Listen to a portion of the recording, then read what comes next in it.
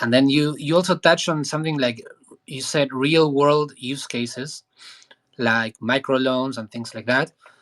And I feel like that is also is something that is very key, something that Bitcoin can offer.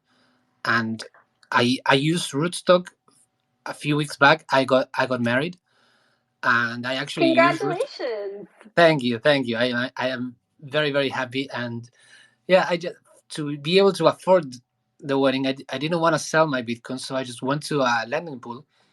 I let them as collateral.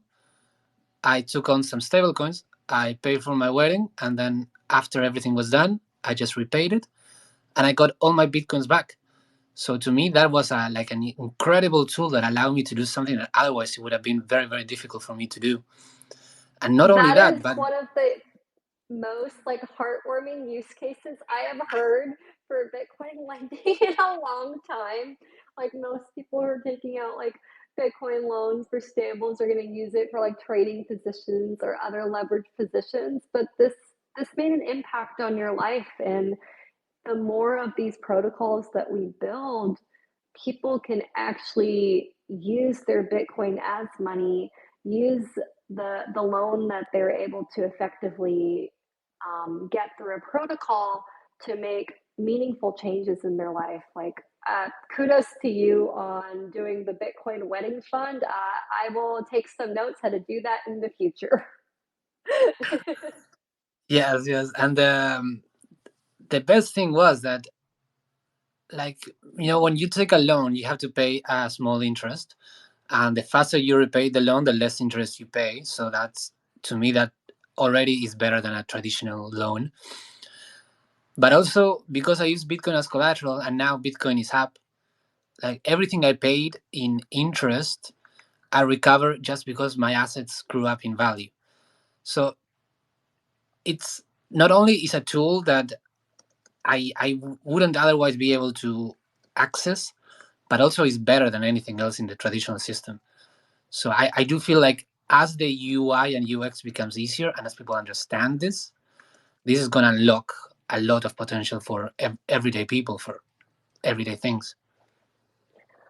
Yeah, I'm glad you're touching on the UI because that's, I think, the most painful aspect of Bitcoin just in current state. It's not easy to navigate. It's not easy to use an old school wallet and run all of the nodes directly, but I think a lot of people have opened up their eyes in a meaningful way to want to improve just the general user experience of Bitcoin. And like, I'll credit a lot of this to like Casey wrote a more for like Ordinals protocol and such, and like bringing the idea of there's so much more you can do instead of a basic JPEG on the chain.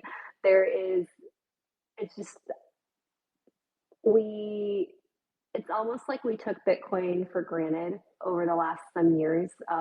It was always just going to be an asset that we relied on to hold its store of value until some people had the belief to be very much more contrarian on I can hold on to a store of value, but I can do more. And ordinals to me is like the most prime example.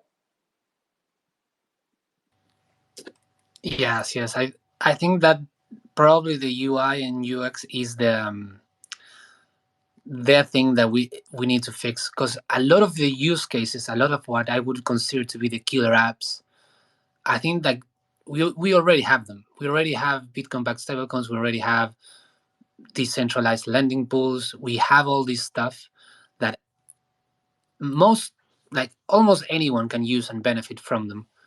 It's just a way of them to use them more, like easier for them to access.